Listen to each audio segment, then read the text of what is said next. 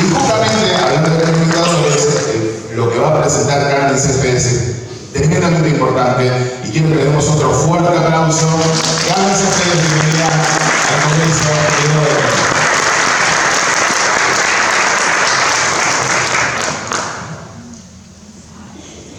Bueno, yo también tengo mis machetitos. A lo largo del Congreso, del FEDI hoy, fui viendo cómo iba escuchando cosas similares que iban pasando en las diferentes exposiciones. Entonces veía cómo se repiten algunas cosas, ¿no? Que ahora después les voy a comentar.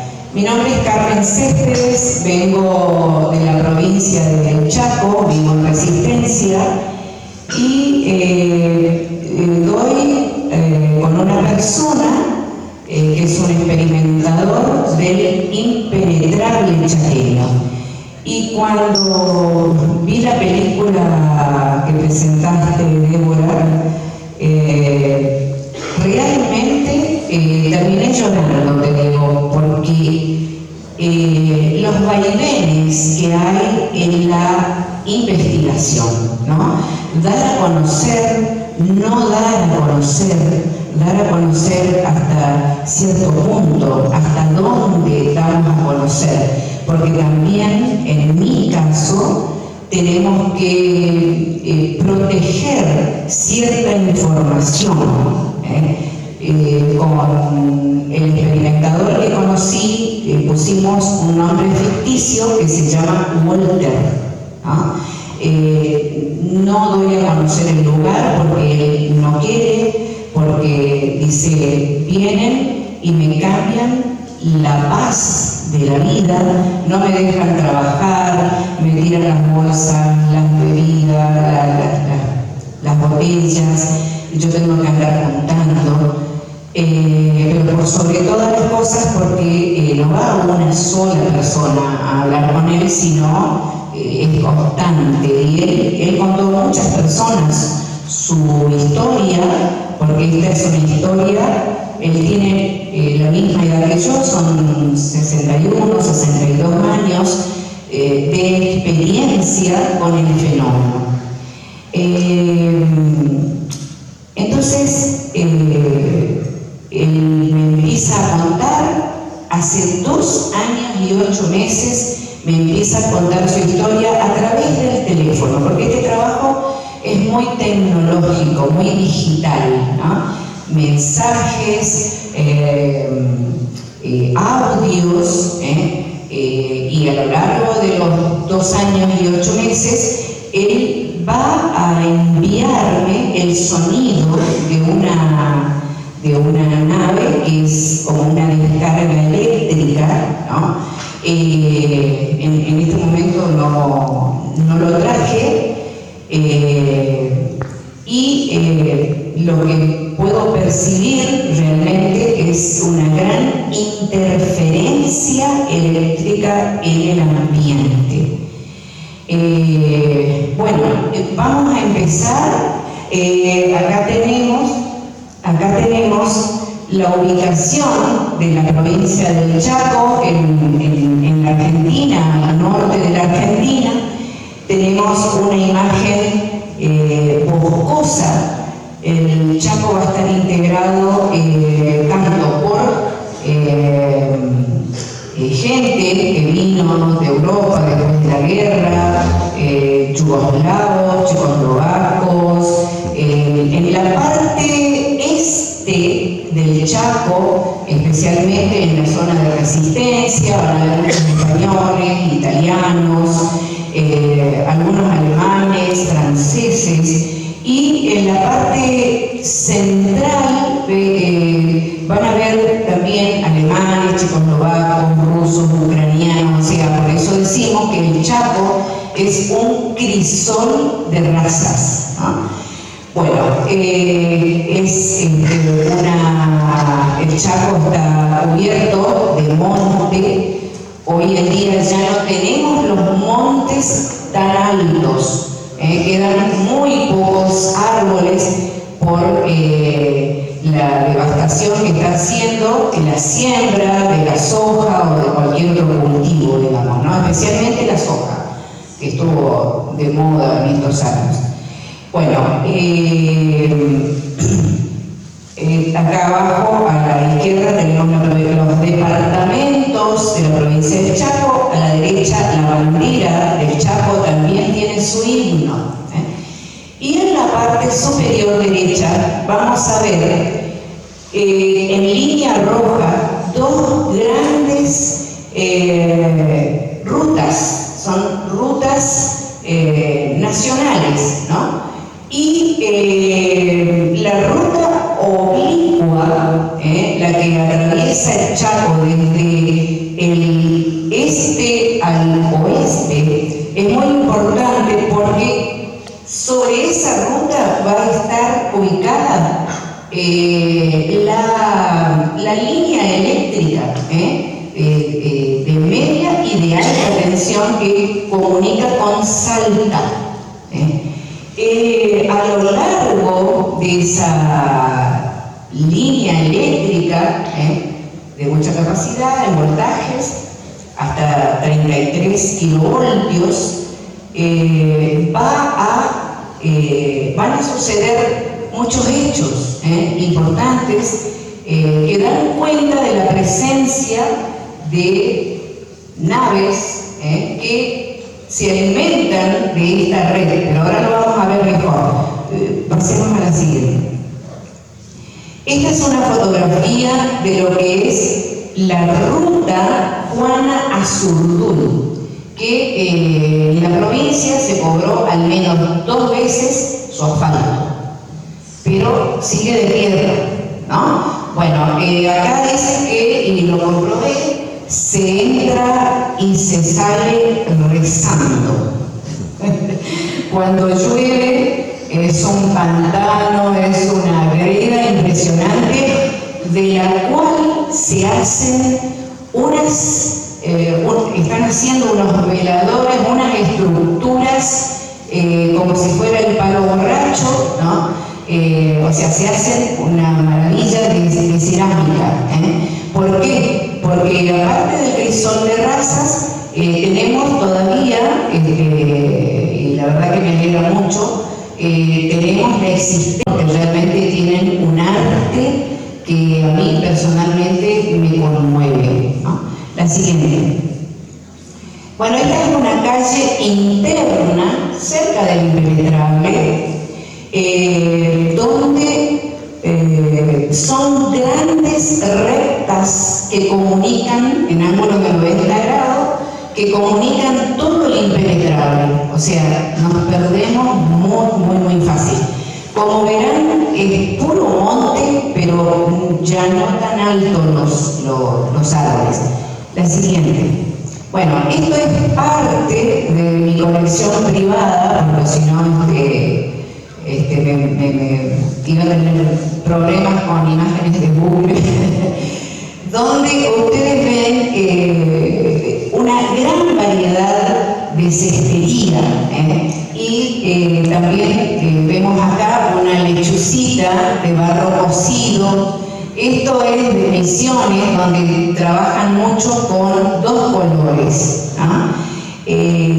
Bueno, estas vasijas que realmente tienen distintos tipos de cocción, distintos tipos de formas, ahora están agrandando en su tamaño, y la verdad que hacen cosas realmente maravillosas. A mí me encanta.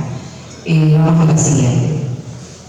Bueno, ¿qué me empieza contando Walter? Que un día saca de su oído un elemento extraño de plástico muy duro, parecido a esto que es el cadillo. No sé si tienen en esta zona, pero del campo chaqueño existe el cadillo, que es una varita larga donde cada canillito, si yo me voy desplazando en el medio del pasto, queda pegado en la ropa, ¿no?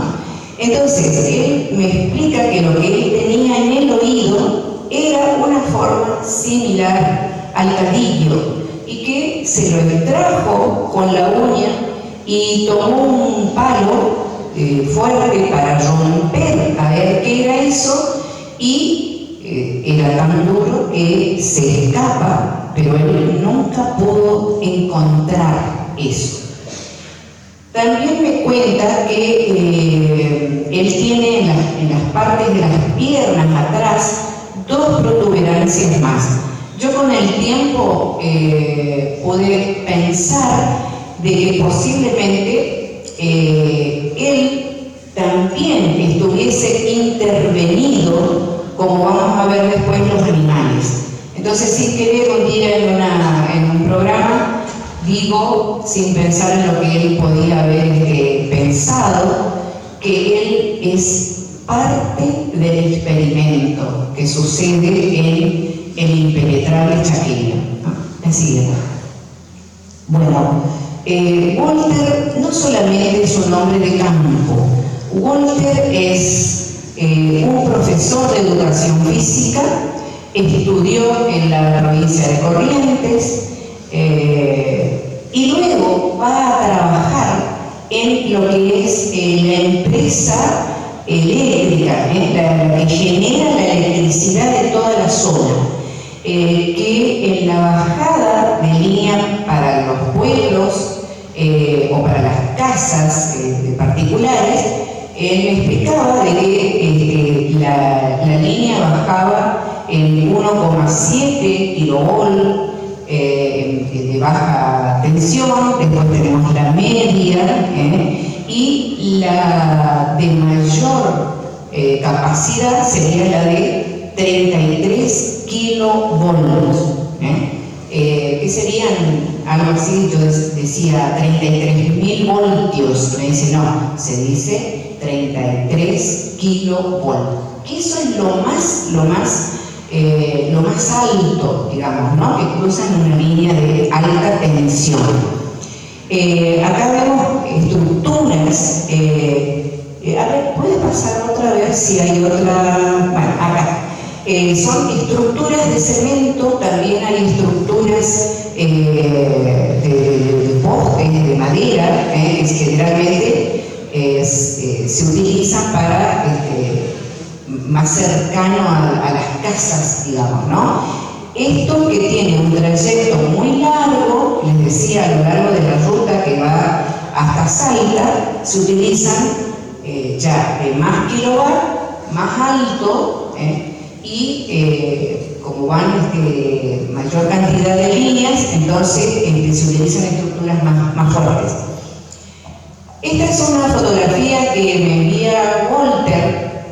Y antes de entrar en el tema de la nave, quiero comentarles que Walter muchas veces me confesó que él no me quería contar ciertas cosas porque tenía cierta desconfianza, ¿no? Así como vinieron muchas personas y escucharon su historia y se fueron y nunca más aparecieron, u otras que quieren hacerle el libro y de solo escuchar lo graban y ponen la computadora y ya sale el libro. Yo digo, no es tan fácil hacer un libro de la historia de Walter, porque hay elementos muy diversos que vamos a ir viendo de a poquito. Bueno, él a medida que me iba comentando, él no me enviaba fotografías, después con el tiempo me decía, no, la verdad que te dije así porque no te quería contar la verdad, ¿no? Y así en muchos aspectos, pero era parte del proceso de confianza que yo también generaba, porque él no me conocía a mí. Es más, nos conocimos el 3 de junio del año pasado, recién, y él ya me había enviado muchísima información por teléfono, ¿no? Él había confiado en mí, y hay veces que también un día sentí que realmente el libro que estaba escribiendo de su historia, que él me da la idea de escribir el libro porque quiere que este conocimiento quede. Dice, de balde que yo me voy y después no se sepa y quede todo en nada. Entonces, él me cuenta que un día ve un aparato y después con el tiempo me dijo, no, dice, en realidad no era un aparato metálico lo que yo vi sobre los cables de alta tensión, sino que era una cosa así como una ilusión óptica, ¿no?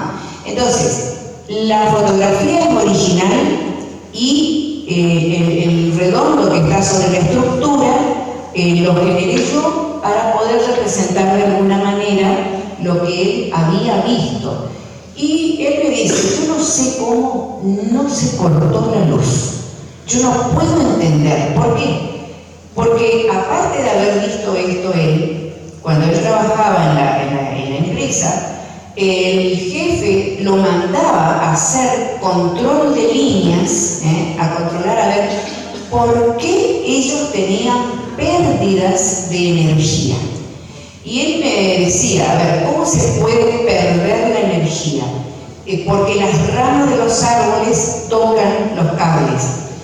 Por eso es que vamos a ver que a lo largo de las líneas de teléfono, los costados están limpios de todo árbol, porque se produce una pérdida de energía. Pero también, con el tiempo, deduce de que este es otro elemento por el cual existían estas pérdidas de energía. Pasemos a otro, al siguiente cuadro. Fíjense ustedes cómo alrededor del alambrado, y que coincide con la línea eléctrica, van a ver limpio de este lado y limpio de aquel lado, a lo que yo me refería recién. Bueno, esta imagen es real, pero la luz está digitalizada para poder representar la experiencia que Walter tuvo a los 12 años aproximadamente. A él el padre lo llevaba a cazar. En ese tiempo él tenía un arma, pero no quería el padre que él disparase sin su aprobación. Entonces, ellos cazaban, si mal no recuerdo, vizcacha, y entonces el padre le da a una vizcacha y era de noche. Entonces Walter sale corriendo para buscar la vizcacha, y en un determinado momento, cuando va a llegar cerca de la vizcacha, aparece esta luz echando chispas por sobre el alambre del alambrado. Esto es muy común, que a veces las esferas luminosas se desplacen por elementos metálicos, alambres, vías del tren. Es una manera de encontrar una vía rápida de desplazamiento, cuidado de su energía. Bueno, entonces en ese momento él se asusta cuando ve la luz, y ahí sucede algo muy interesante, que es que él mira la luz y él siente que la luz es como si le miró, ¿no? Hay un contacto con algo que aparentemente no podríamos decir que tiene vida, pero hay algo inteligente del otro lado que establece una comunicación con Walter y hace que Walter retroceda y vaya al vehículo con su papá. El papá le dice, ¿y qué pasó? La luz. Pero la vizcacha. Dice, pero la luz, papá, la luz. Y el padre se hacía el tonto. ¿Por qué? Porque con el tiempo descubrí, por otros comentarios de él, de que el padre sabía mucho más de lo que hablaba. En realidad, el padre nunca habló de estas cosas. Fue su abuela materna la que contaba que ellos conocían lo que eran las naves. Bueno, el papá también había trabajado en la empresa de energía eléctrica, incluso estaba estudiando lo que era la ruptura del átomo, que después vamos a ver con qué tendría relación esto. Con el tiempo también descubrí que Walter no era solamente un hombre de campo, no solamente era un profesor de educación física, no solamente era un empleado, un jefe, un directivo de la empresa eléctrica, sino que también leía, al menos en algún momento se interesó por leer todas las revistas y fascículos que salían en aquel tiempo, hablando de la electricidad, hablando de la física, de la metafísica, y es ahí que él se entera que su papá ya estaba estudiando lo que era la ruptura del átomo y de que él no le había dado bolilla. Y después dice él, ¿por qué no le pregunté? ¿Cómo no le pregunté? Pero son cosas por las cuales él recién se está preocupando. ¿Por qué? Porque antes habían hechos, habían sucesos por los cuales la gente, al no comprender qué pasaba, la vaca mutilada la dejaban al lado de la ruta, sabían que no producía olor, que los animales no se acercaban, pero ellos no podían darse una respuesta de qué era lo que pasaba. Bueno, en este momento el padre va a ver qué era lo que había pasado y se encuentra con que una víbora cascabel típica de la zona, porque hay una zona, dice que hay muchísimas, hay nidos donde hay muchísimas, y es el terror de la zona, la víbora cascabel.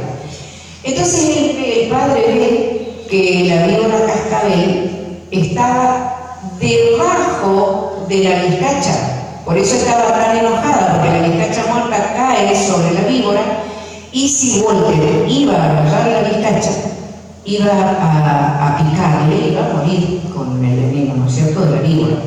Entonces él dice, yo creo que estas luces a mí me salvaron la vida, y va a haber otro tipo después de comunicación que va a tener Walter, donde él empieza a pedirle cosas a las luces y las cumple.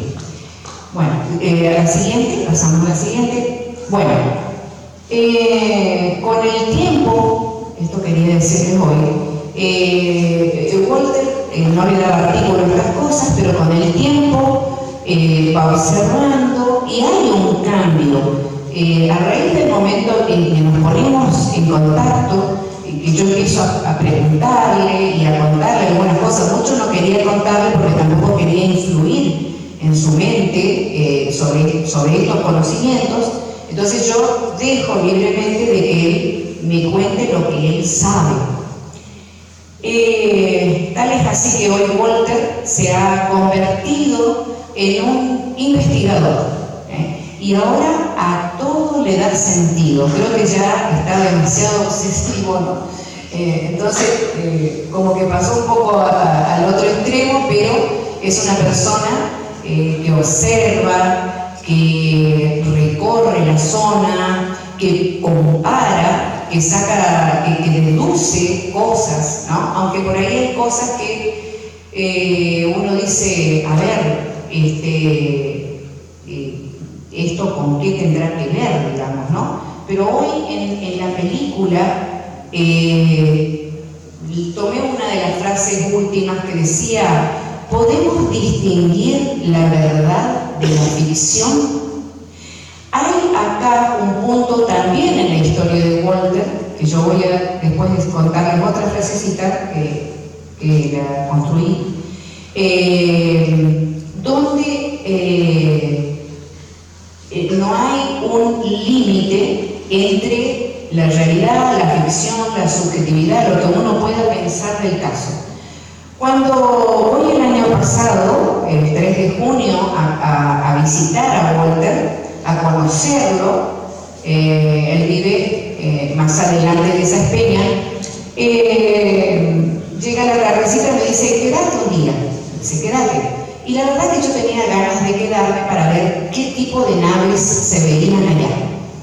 Y le digo, pero vamos más al patio porque si no acá abajo los árboles no vamos a ver. Bueno, nos pusimos una frazada, cada uno estuvimos con una pareja de él y empezaron a venir sobre la casa las luces que yo siempre veo que son las tipo estrellas amarillentas y vinieron en 1 hora 21 navecitas, ¿no? Bueno,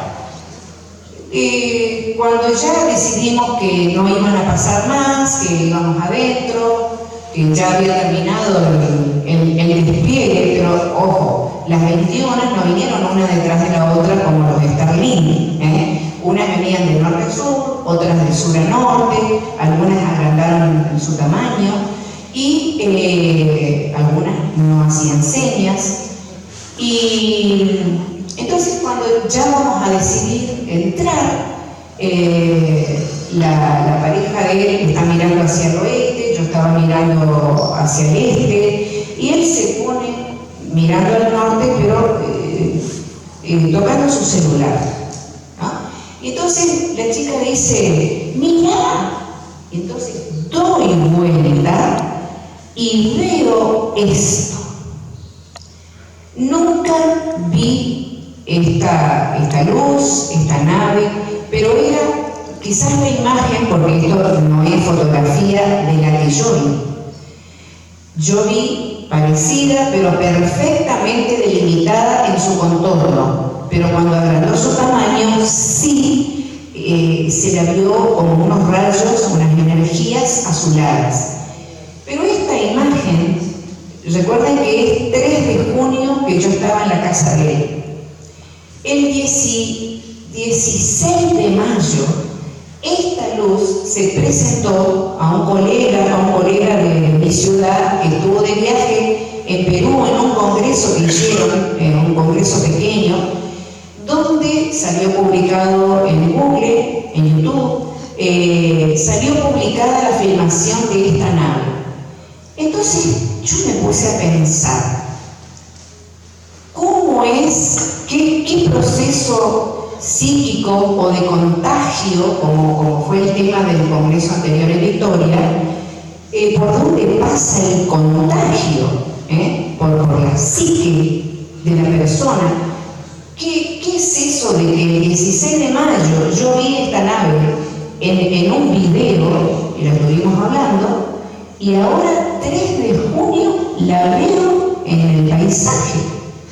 Realmente esas cosas, bueno, no sé si en algún momento lo vamos a poder definir correctamente, más allá del contagio o de la capacidad psíquica. Creo que pasa por lo psíquico. Si pasamos a la siguiente.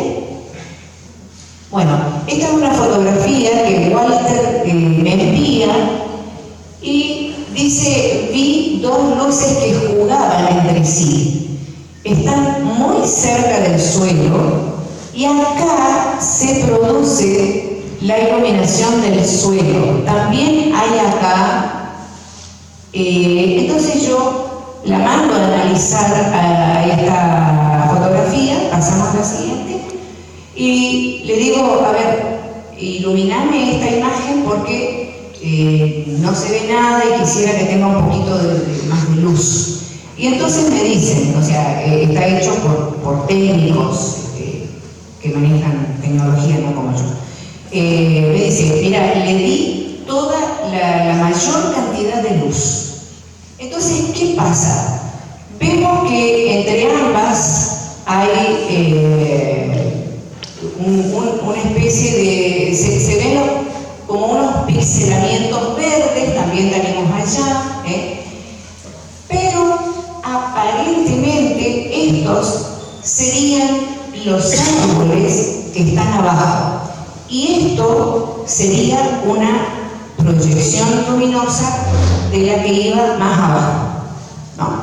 Bueno, en un momento cuando yo le pregunto y le digo, Walter, le digo, las dos son luces, son naves.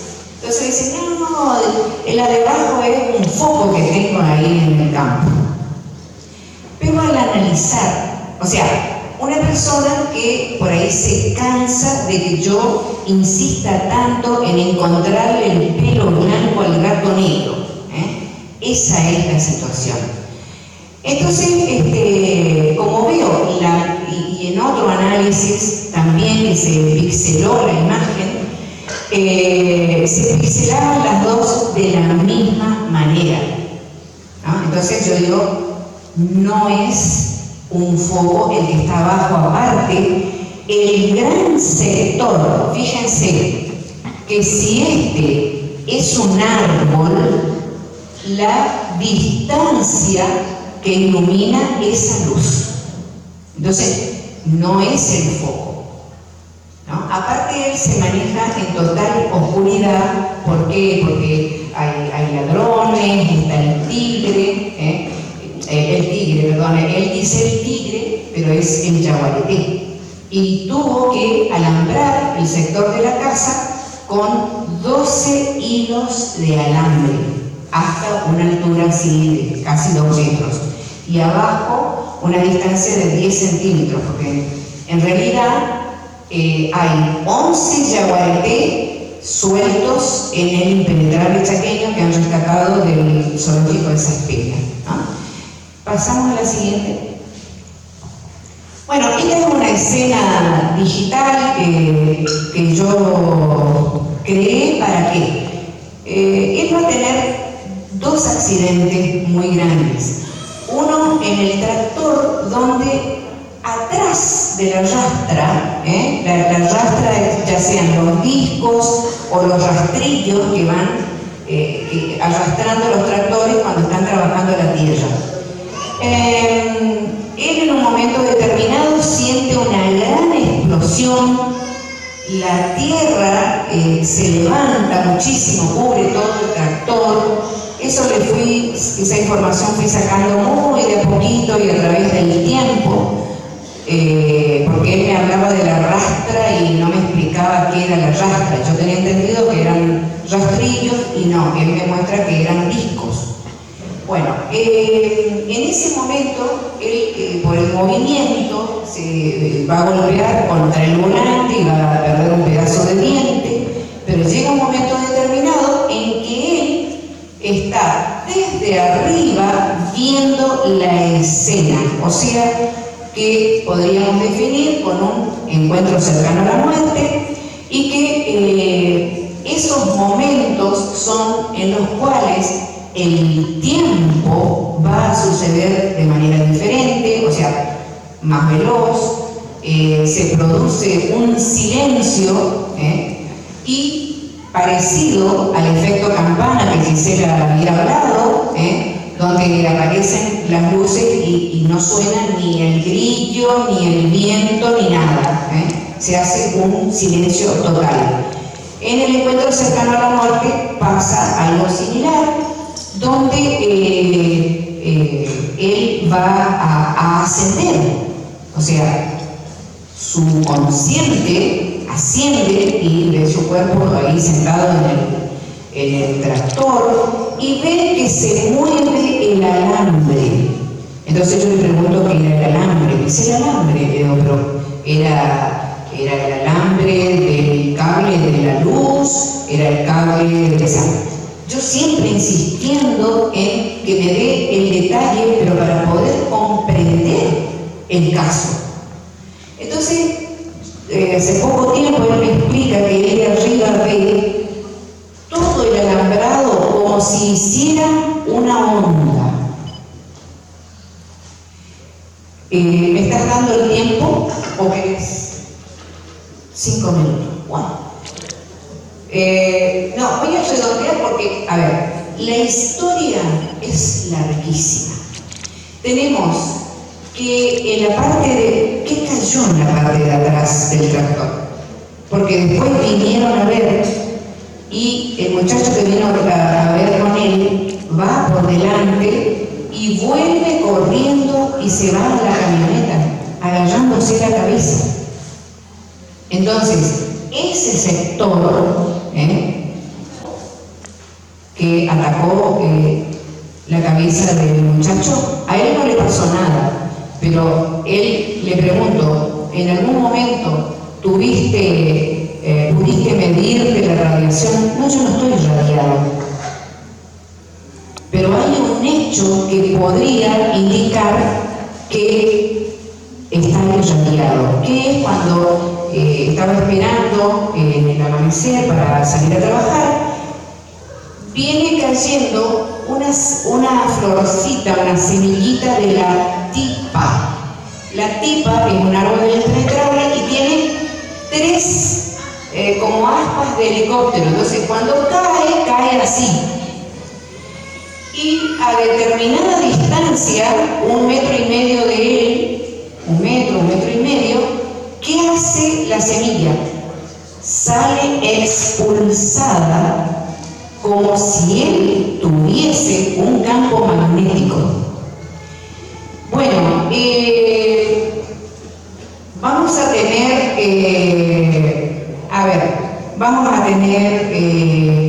aspectos magnéticos como el olor a quemado, donde se cortaba la luz, donde la batería del tractor, la batería de la camioneta no funcionaba. Y cambios de batería del celular, que tuvo que cambiar también. En otra situación donde tuvo visita de dormitorio, y yo, por mirar esa escena en el cual entra alguien a la habitación, hace ruido como si fuese una persona que está dentro de la habitación, vi la invisibilidad de algo, supuestamente seres. Hay también invisibilidad de las naves cuando él escucha el susurro del viento pasar. ¿Y qué me entero el otro día con un compañero de Bellas Artes que tiene un campo ahí cerquita de Resistencia? Me cuenta que hace 4 años él está plantando césped con un amigo y escuchan algo que pasó de forma invisible, pero me dice, ¿vos viste cuando uno hace así, cuando bate una varilla? Le digo, sí, una tacuara, sí, una vara de un árbol, lo mismo. Es como si yo agitara muchas veces varias tacuaras. Y miramos y no se veía absolutamente nada. Entonces, yo digo, si otra persona en el Chaco está viendo que pasa un sonido como si fuese el motor de algo, acá tenemos aspectos de invisibilidad y que estarían confirmando lo que me está diciendo Walter. Bueno, vamos a tener pérdida de un peón en un determinado lugar, y ahí me acordaba lo de Pablo que decía, los animales no entran dentro de los círculos. Un peón va a buscar las chivas dentro del monte, se pierde, que huele el olor a quemado, y dice, este es el olor que huele Don Walter. Entonces, ¿qué es ese olor a quemado? Son las naves invisibles que pasan y que hacen ahí una quema del oxígeno. Podríamos pensar de esa manera. Se pierde el peón. ¿Y cómo sale de ese lugar? Escuchando a su perrito afuera que ladraba. Y la pregunta es, ¿por qué el perrito no entró al sector para seguirlo al empleado, al peón? ¿No? Entonces, a lo largo de la historia de Walter vamos a ver, y de muchas historias, de muchos experimentadores, vamos a ver el papel primordial de los perros. Ladran mirando hacia arriba, Cuando iba a ver una vaca mutilada a la noche, los perros ladraban para ese lado, se enojaban, iban, volvían, y después con el peón van y encuentran la vaca mutilada. Quiero terminar hay muchos aspectos, solo dos, termino con dos, con la cuestión de la naturaleza y con la estructura del átomo.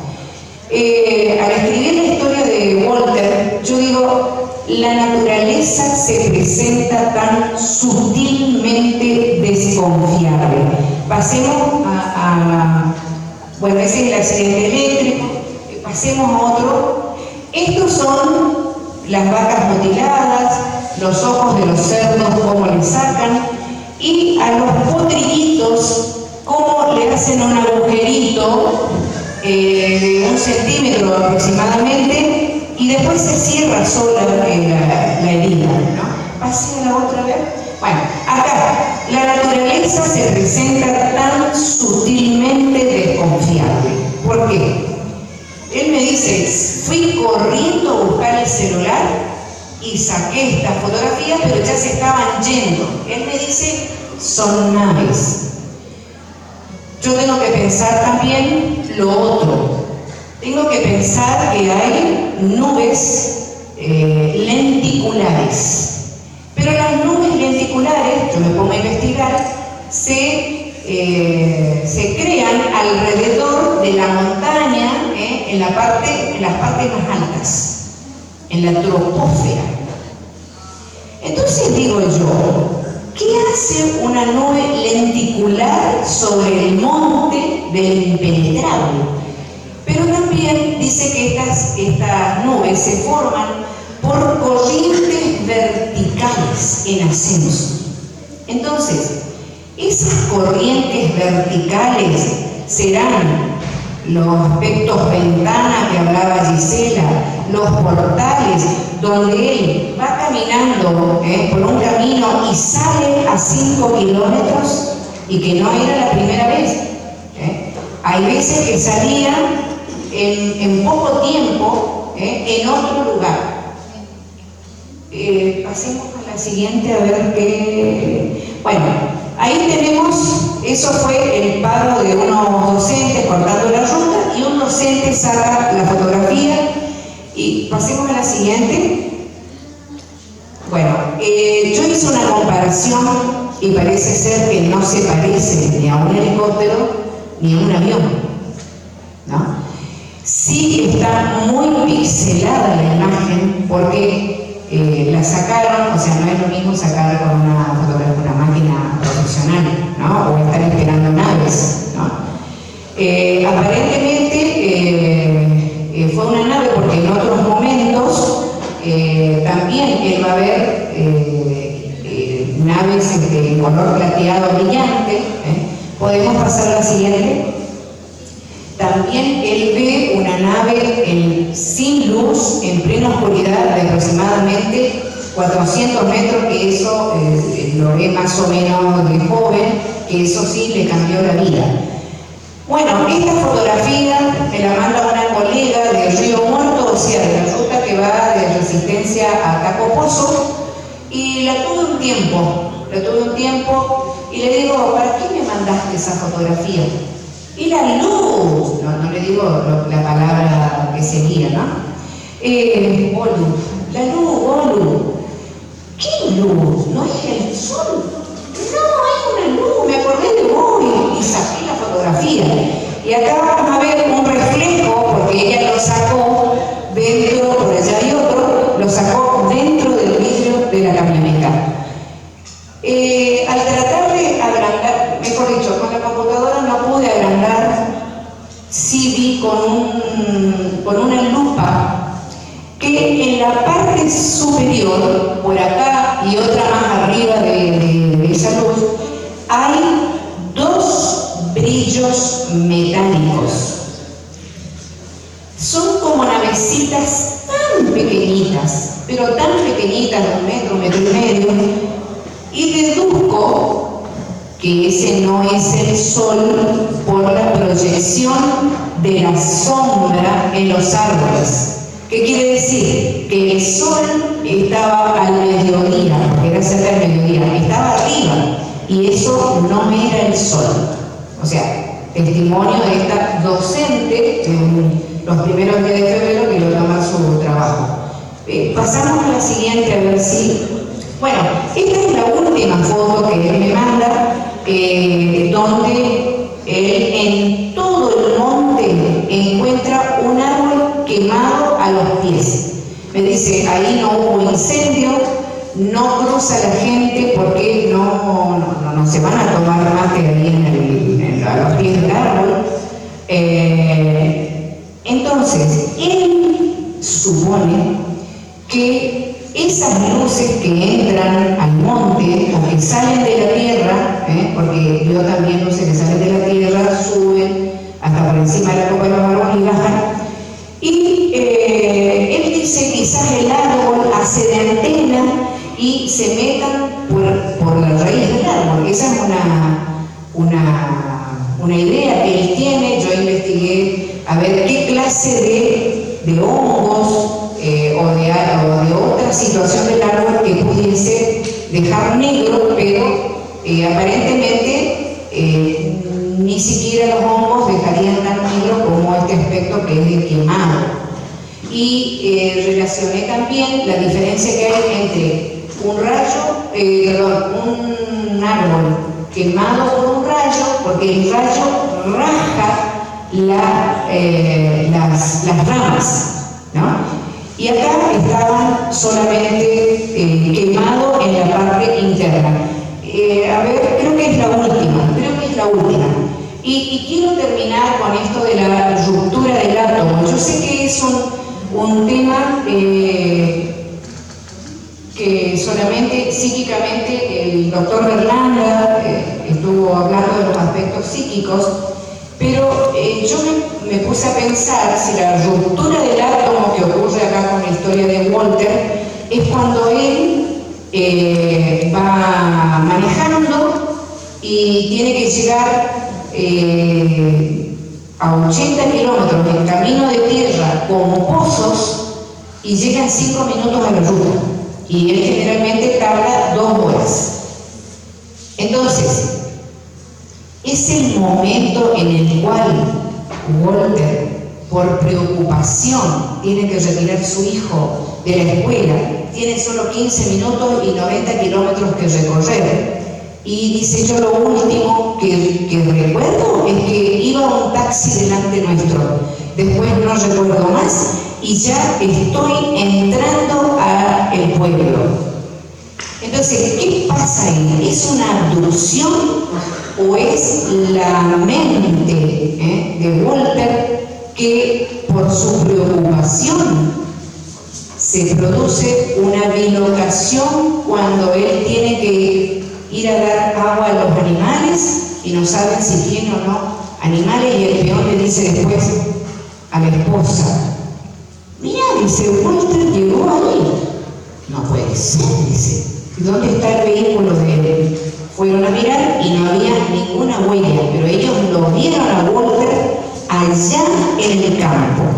Entonces, ¿qué pasa ahí psíquicamente con la preocupación de Walter? ¿Tiene Walter, con todo este contacto, una capacidad como para ir mentalmente, lograr lo que quiere o trasladarse a velocidades extremas?